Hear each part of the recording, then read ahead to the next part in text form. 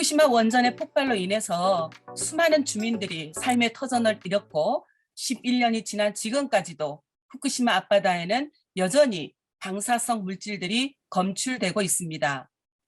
그런데도 일본 정부는 2021년 4월 13일 후쿠시마 제1원자력발전소의 다핵종 제거 시설 등 처리수의 처분에 관한 기본 방침을 발표했습니다. 알프스의 실효성이 검증되지 않은 상태에서 내린 위험천만한 결정입니다. 알프스로 정하해도 오염수의 30%만 법정 농도 기준치를 통과합니다. 법정 농도 기준치를 통과한 70%의 오염수에는 고위험 방사성 물질이 남아 있습니다. 이에 오염수를 법정 기준치에 맞추기 위해서 물로 희석시켜 바다에 방류하겠다고 하지만은 방출되는 방사성 물질의 총량은 변하지 않습니다. 일본의 계획대로 오염수를 해양 방류할 경우에 동아시아뿐만 아니라 지구촌 전체 해양 오염이 우려되는 그런 상황입니다. 오늘 일본의 후쿠시마 원전 오염수 해양 방류를 우려하는 각국의 전문가들이 머리를 맞대고 대책을 세우기 위한 자리를 이렇게 마련했습니다. 오늘의 논의가 일회성으로 끝나지 않고 후쿠시마 원전 오염수의 해양 방류 저지를 위해서 더 많은 나라의 시민들이 목소리를 내고 행동할 수 있는 연대로 확산되도록 함께하겠습니다. 고맙습니다.はい、私の方からはですね、汚染水の現状ということで、日本の今の状況なども、交えてお話しさせていただきたいと思います。今のご挨拶にありました通り、アルプスで処理されましたが、まだ、放射性物質を含んだ水というのが大量に今貯められているところです。で、これがその発生のメカニズムを図にしたものです。で、この地下水と、原子炉の、燃料デブリを、冷やすための水が混じり合ったその濃い汚染水を汲み上げて、何段階かで処理して、今処理水ということで貯めています。今約130万立方メートルぐらいがですね、1020のタンクに貯められています。で、この中に780兆ベクレルのトリチウムが含まれています。で、問題はトリチウムだけではなくて、要素129、ルテニウム106、ストロンチウム90などの放射性物質が、基準を超えて残留しています。で、先ほどお話がありましたように、7割の水で基準超えが発生しています。で、その原因はですね、ある時期すごく急いでですね、アルプスで処理しなければならないことがあって、十分に何でしょうか、放射性物質を吸着させるためのフィルターを、ちゃんと交換せずに、急いで処理した時期があったんですね。で、これはその東京電力が言ってることですね。準備期間2年必要であると。で、トリチウムについて、1500ベクレルパーリットル。これはトリチウム単体の基準が、排出のための濃度基準が6万ベクレルパーリットルなんですが、その40分の1ということになります。になるように、大量の海水で希釈します。で、東京電力はですね、すべてのタンクについてきちんと、今アルプスが取り除くことができるという放射性物質が62種類あるんですね。すべてのタンクに関してこの62の放射性物質の測定をしているかというと、していないんです。ですから、一部のタンクについてしか54の放射性物質について、濃度を測定しているかなと私は思っていたんですが、していなかったんですね。ですから、海に流すべきではないというふうに私たちは考えていまして、で、私も所属している原子力市民委員会という団体組織があります。この原子力市民委員会で、技術者の人たちなんかも参加していろいろ検討しまして、例えばその石油備蓄で使われているような大型タンクで、安定的に長期に汚染水を保管する案ですとか、モルタルに固化して、半地下の状態で、処分するという案を、提案しています。提案はしたんですが、きちんと検討されていないという状態です。で、またですね、当然のことながら、大きな影響を受ける関係者というのは、その漁業関係者が、大きな影響を受けるわけなんですが、2015年ですね、東京電力、そして日本政府は、地元の漁業団体に、関係者の理解なしにいかなる処分も行わないというふうに約束したんですね。でところが、2021年の4月、漁業関係者も含めて多くの人たちが反対している中、海洋放出を決定してしまいました。しかし、今、漁業関係者は明確に反対しているんですね。繰り返し、海洋放出に反対の姿勢には何ら変わらないということを、公式に発言しています。結論です。放射能はこれ以上海に流すべきではないです。で放射性物質は、原発とか再処理施設を通じて、現実には海に流され続けているわけですね。でそして福島第一原発の事故でも大量の放射性物質がすでに海に流されてしまいました。これ以上海を汚すべきではないと思います。でそしてさらに言うならば、原発というのは環境放射能で長期にわたり汚染します。核のゴミですとか、負の遺産を残すことになるわけですね。ですから、どこの国においても原発はやめるべきだと思います。ご清聴ありがとうございました。There are over 200 radioactive elements produced in a nuclear reactor, each with its own half-life. Half-lives are multiplied by 10 or 20 to gain their total radiological life. And this is a list of radionuclides produced in a CANDU reactor, which is a Canadian reactor, but all reactors make these radioactive elements. It goes on. And there are many, many of them. And the mechanism to remove these isotopes from the Fukushima water is not adequate. And many of them, which will never be mentioned by the Japanese, will still remain in the water. I don't think the water has been totally tested for how many of these isotopes are still present. Yes.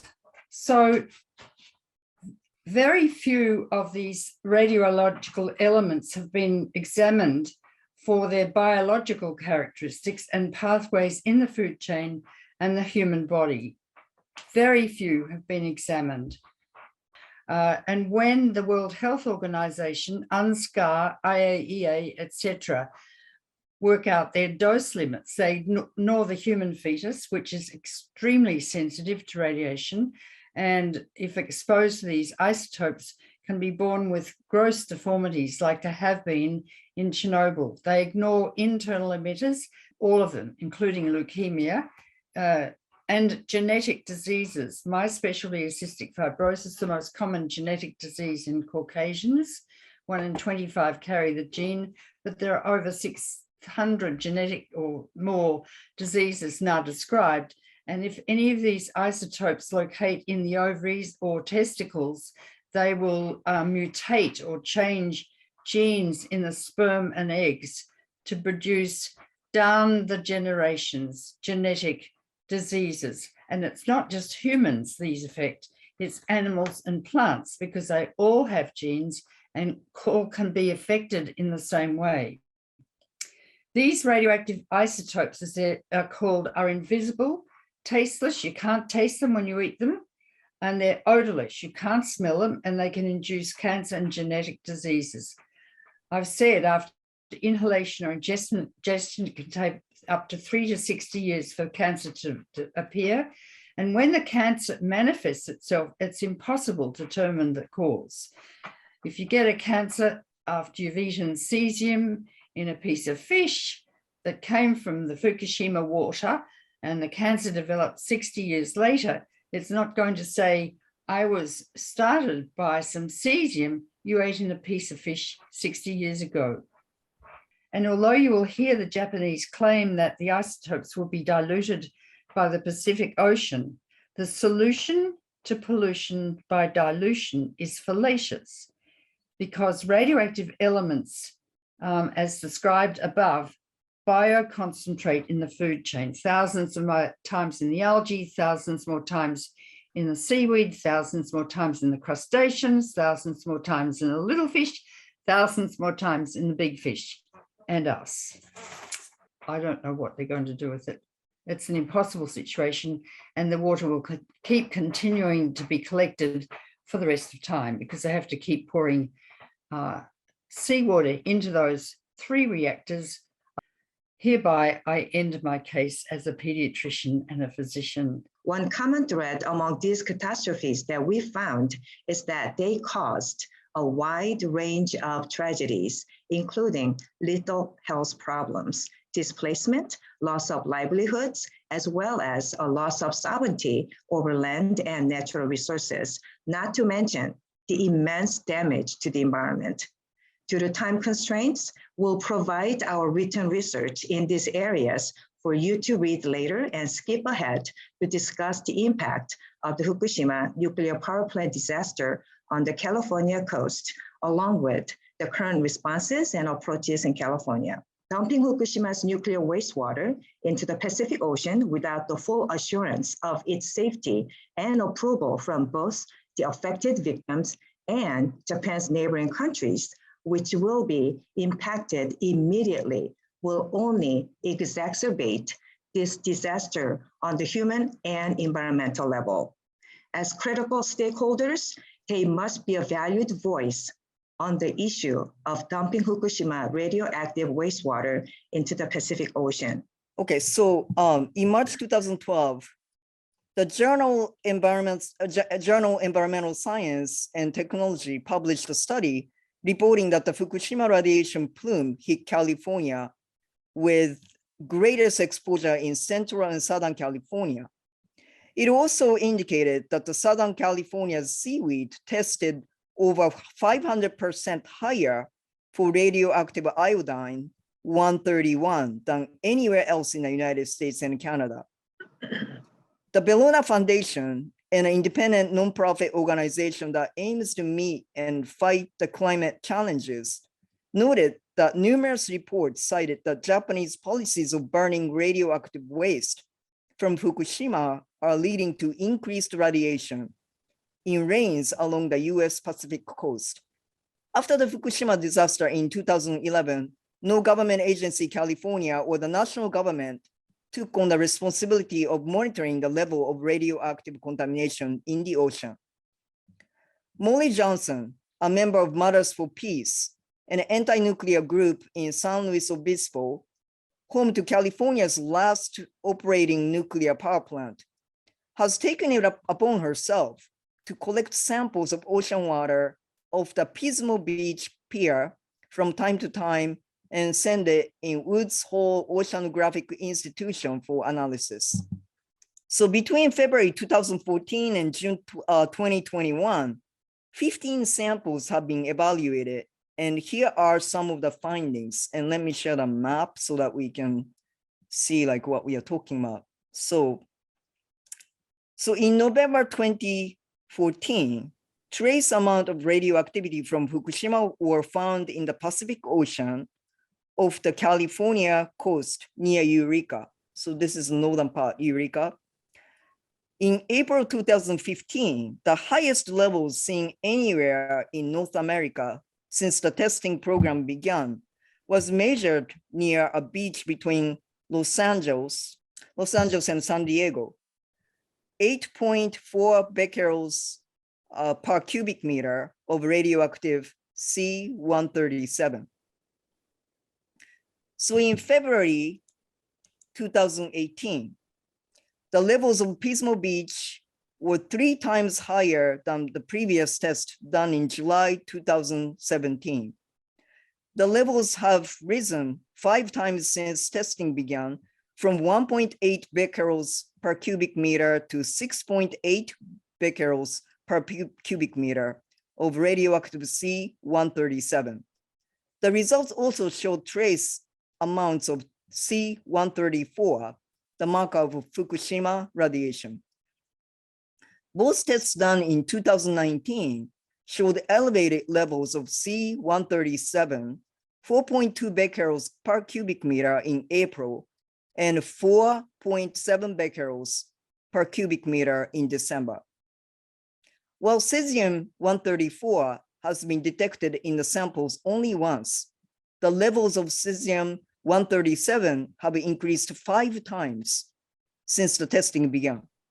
Elevated levels of cesium-134 have been found in Bodega Bay, located about 107 kilometers north of San Francisco, and other places along the west coast of the United States. Is that the fact that things like sampling and monitoring of ocean water on the California coast is privately funded currently through crowdfunding points to a major issue, namely the lack of concern on the federal, state, and the local governments in funding such programs. We think this needs to change given the risk that we are facing with the planned release of more than 1 million tons of contaminated water from the now defunct Fukushima Daiichi nuclear power plant. So our recommendation as Pacific Asian Nuclear Free Peace Alliance are as follows. The Japanese government is known to respond to outside pressure. So at this point, it is critical to build up pressure by working with politicians. And I will specify the actions to be taken in the United States, but this is transferable to any other nations, I believe. So on the national level, activists and organizers should be encouraged and given support so they can effectively lobby their congressional and senatorial representatives, so they can take the matter up to the US Congress and Senate and pass a resolution demanding the Japanese government stop the planned release. On the state level, like at the national level, activists and organizers should be encouraged and given support to lobby their representatives in the state assembly and Senate, so that each state can pass a resolution demanding the Japanese government stop the planned release. The same should be done with the governments of coastal cities on the west coast of the United States. Lastly, Pacific Asian Nuclear Free Peace Alliance is proposing a rally on June 11th, the first Saturday immediately following the UN World Oceans Day, which is June 8th. We are doing it in Santa Monica, California, but calling to all coastal cities in the United States and the Asian nations to join us in demanding the Japanese government abandon the plan to release the contaminated water and to come up with a better solution, which will not threaten the safe, healthy, and prosperous life for all global citizens, no matter where you live or how much money you make. Thank you so much for listening. 후쿠시마 오염수를 일본 정부는 현재 내년부터 방류를 시작해서 약 30년간 이제 방류를 하겠다는 계획을 발표했습니다. 근데 문제는 그렇다면 오염수가 30년간 방류하고 끝나야 되는데 그렇지 않다는 데 있습니다. 녹아내린 해결료가 존재하는 한 계속 방사성 오염수는 만들어질 수밖에 없습니다. 현재 녹아내린 해결료가 건물 잔해와 함께 엉겨붙어 있는 그 이른바 데브리라는 것이 후쿠시마 원전 1호기, 2호기, 3호기에 약 880톤이 존재하는 것으로 추정되고 있습니다. 네, 일본 정부가 일단 이것을 제거하기 위해서 굉장히 여러 가지 노력을 하고 있습니다. 근데 문제는 기술의 발전이 그것을 제거할 정도의 기술의 발전이 이루어지지 못하고 있습니다. 일본 정부가 현재 계획은 이렇습니다. 먼저 그 녹아내린 해결료를 로봇팔을 이용해서 1g씩 제거하는 시범 작업 이후에 최대한 10kg씩 제거한다는 계획을 세우고 있습니다. 그렇다면 수치상으로 880톤을 10kg씩 제거해서 언제 제거할지 수백 년이 걸린다고밖에 생각할 수 없습니다. 그러니까 오염수 해양 방류를 반드시 막아야 하는 이유는 30년으로 방류가 끝나는 것이 아니라 30년을 시작으로 수백 년간 버려질 것이라는 데 있습니다. 지금 한국 정부에 대해서 말씀드리면 지금 현재 윤석열 정부의 그 여러 가지 정책 때문에 우려가 있는 바가 많이 큽니다. 지금 현재 한국 정부는 23년 후쿠시마 오염수가 문제가 대두된 뒤 후쿠시마현은 포함한 8개연의 수산물에 대해서 수입금지 조치를 하고 있습니다. 이것으로 인해서 일본 정부와 이제 무역 분쟁이 일어나서 WTO와 이제 뭐 분쟁을 겪어서 결국은 이제 승소해서 현재 그 수산물 수입금지 조치는 유지 중인데 지금 CPTPP 가입을 계기로 이 수산물 해제를 일본 정부가 이제 그 대가로 그 요구하지 않을까 하는 우려가 굉장히 큽니다. 그리고 또한 지금 2018년 이제 처음으로 오염수를 해양에 방류하겠다는 계획을 발표한 이후에 일본 정부가 우리나라에서도 그에 대응하고자 오염수 TF를 만들었습니다. 뭐 문제는 이 오염수 TF에서 어떤 활동을 하고 있는지 그 정보가 전혀 국민들에게 공개되지 않고 있습니다. 그러니까 한일 양국 정부 모두 제대로 된 정보를 공개하지 않고 있다는 것은 공통적인 일입니다. 이것은 굉장히 옳지 않다고 생각합니다. 모든 정보는 투명하게 공개되어야 하고 그것들이 국민들에게 전달되어서 국민들이 그것에 대해서 납득해야만 민주적인 절차를 거치는 거라고 생각을 합니다. 그리고 지금 저희가 이번 대한민국에서 대선을 치르면서 각 대선 후보들에게 질의응답을 한 적이 있습니다. 후쿠시마 오염수 해양 방류에 대한 의견을 물었을 때 모든 그 대선 후보들이 오염수를 방류를 반대하겠다는 의견을 저희에게 보내왔습니다. 윤석열 당선인은 저희 그 질의응답에 오염수 방류를 과학적으로 안전하다고 인정이 된다면 방류를 인정하겠다고 했습니다. 하지만 기준치 이하로 버려진다고 해서 버려지는 방사성 물질의 총량은 변함이 없습니다. 생태계는 오염이 됩니다. 이것은 과학적 안전 기준치라는 것, 뭐 과학적 안전 이런 것은 모두 말장난에 불과하다고 생각하는데 윤석열 당선인은 바로 그 말장난을 인정한다고 주장을 하고 있습니다. 또한 저희가 윤석열 정부 당선인께서는 원전을 굉장히 강화하는 정책을 추진하고 계십니다.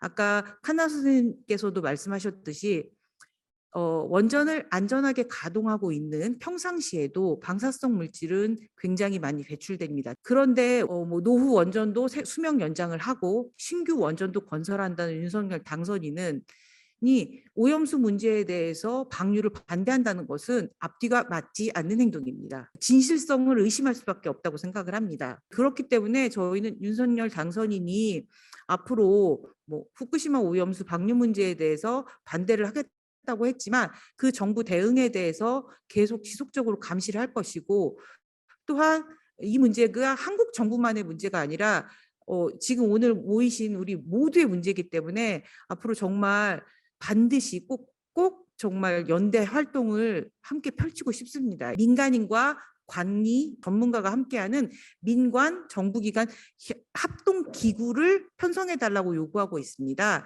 그런데 윤석열 당선인도 그것은 좋다고 얘기를 했기 때문에 앞으로 이런 합동기구를 만들고 또 그것을 통한 정보 공개 요청 또 국민의 의견을 저희 시민단체가 들어가서 충분히 전달할 수 있는 자리를 마련하기 위해서 저희가 노력할 것을 이번 자리를 위해서 약속드리겠습니다. 감사합니다.